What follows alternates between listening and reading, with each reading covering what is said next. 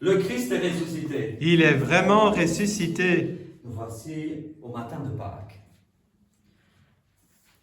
Pendant toute cette semaine sainte, on a beaucoup couvert toutes les choses concernant la passion du Christ et son avancement vers la résurrection. Et nous voilà enfin au terme de ce voyage finalement. Et le carême a duré 40 jours. Et en plus de ça, Noël, la semaine sainte, de la même façon, nous aurons 40 jours de Pâques jusqu'à l'Ascension, et puis encore 10 jours jusqu'à la Pentecôte.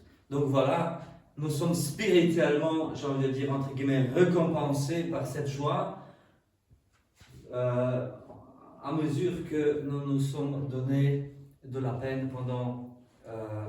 je veux dire que nous avons fait des exercices spirituels pendant tout ce carême. Alors, beaucoup de personnes, j'ai envie de dire, qui n'ont même pas eu besoin d'exercices spirituels, puisque la vie leur a déjà donné pas mal d'exercices spirituels.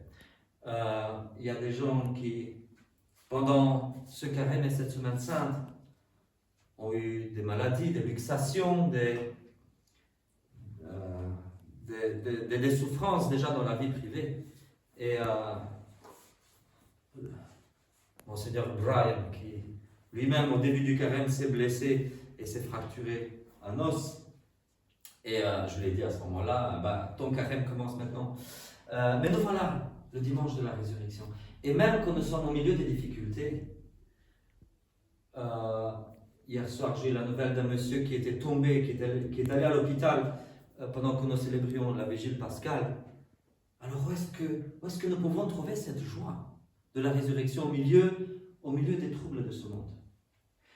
J'ai envie de dire que la joie en Christ dépasse ou se trouve sur un autre plan que les souffrances que nous avons dans ce monde. Ça ne veut pas dire que c'est un opium. Hein. La religion est l'opium du peuple, disait quelqu'un.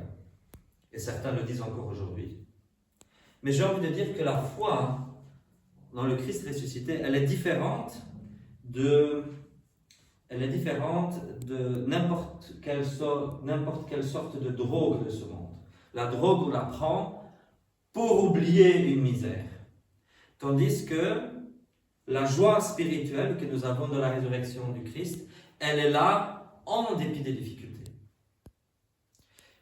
Si nous lisons par exemple le livre des Actes des Apôtres, nous voyons que souvent les apôtres étaient parfois lapidés, fouettés, et ainsi de suite pour la foi chrétienne. Et malgré tout, dans la prison, au milieu des souffrances, ils arrivaient à chanter les louanges de Dieu. Alors que signifie la résurrection du Christ? Qu'est-ce que ça signifie pour nous? Ça signifie que nous savons qu'au terme de cette vie, nous mourrons, à moins que le Christ retourne de notre vivant, mais sinon il y a de fortes chances qu'un jour nous mourions tous, nous tous qui sommes ici. Bien sûr, l'âme ne va pas mourir, elle se présente devant Dieu, mais elle ne sera pas accomplie tant qu'il n'y aura pas la résurrection finale, la résurrection universelle. Et quand il y aura la résurrection universelle, notre corps ressuscitera. Même ceux dont le corps aura été réduit à la cendre, ce corps ressuscitera parce que ça va être un corps spiritualisé, comme le corps du Christ ressuscité qui est passé à travers les portes, comme je le disais hier soir. Et donc, au terme de cette vie, nous présenterons devant Dieu, nous ressusciterons avec un corps spiritualisé. Et si nous avons vécu avec Dieu en cette vie, nous continuerons à vivre avec Dieu dans la vie future. Parce que la vie future commence dès maintenant. Voilà le message de la résurrection. Alors, comme vous voyez, dans notre chapelle, nous avons mis derrière l'autel l'icône de la résurrection, par Dirk Bouts. Et c'est le centre de la foi chrétienne. Nous avons le chemin de croix, mais vous voyez, les icônes du chemin de croix sont très petites. Ça ne veut pas dire qu'elles ne valent rien. Ça veut pas dire que les souffrances du Christ ne valent rien. Ça veut dire seulement que la résurrection est énormément plus grande que les souffrances du Christ, dans le sens où le Christ a expié pour nos péchés sur la croix, mais en ressuscitant, il nous amène nous aussi vers sa résurrection, vers une résurrection finale de ce monde. Par ça, la mort et la résurrection du Christ sont le comble, le centre, l'épicentre de l'histoire de l'univers. L'histoire de l'univers qui a commencé il y a des milliards d'années, et tout va vers ça. Et après la résurrection du Christ, nous vivons une autre ère, et qui va vers l'éternité.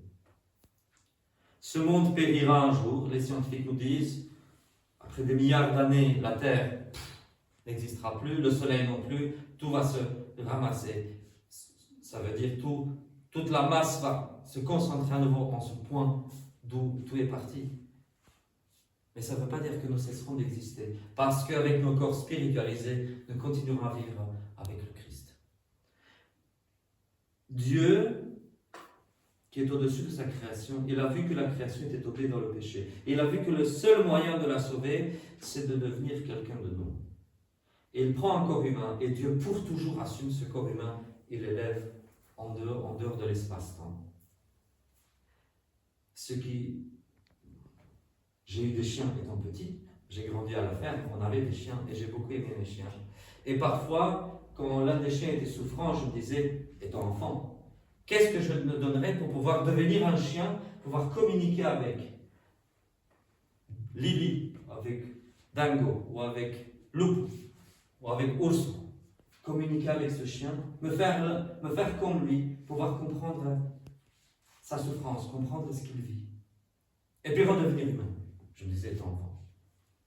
Dieu a fait de cela. Dieu est devenu quelqu'un de nous, Dieu est descendu de son éternité, Dieu est en dehors de l'espace-temps. Il est entré dans l'espace-temps. Il a pris un corps humain et il est venu au milieu. Il est devenu l'un de nous, mais il n'a pas cessé d'être Dieu.